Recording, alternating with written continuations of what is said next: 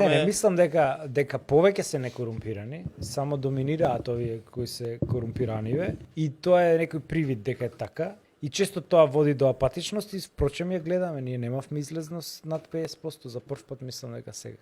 Но тоа од друга страна во систем ваков е неинтелигентно решение. Ти да си апатичен и му оставаш на штабоманите да те одлучуваат. Ја пишав еден пост за тоа како функционира системот. Многу просто функционира. Кој излезе да гласа, тој ти одредува кој е власт. И са малце е глупо за паметни луѓе зборувам. Дека ти да дозволиш штабоманот, да ти да мислиш дека си бијонд. Не си бијонд, бе брат. Пред врата ти стои ѓубрето, немаш паркинг да најдеш на работа, немаш да доеш на ред на мој термин да се прегледаш, да сваќаш сиот тој систем тебе те тишти. И ти се правиш фраер дека си бијонд, ти си ние не сме партија менталитет. Не, баш сме партија. Само партија може да запре партија. И тоа е нашата филозофија политичка и диалектички. И мислам дека малце треба еден нерасипан обвинител да стави ред. Мислам дека мала искра треба со прав обвинител, зборам за ова специјално во ГОК, како го викаат сега. Да, ГОК. Семи квази специјално што е. Да почне да се апси и да народот малце добие кураж. Ама тоа треба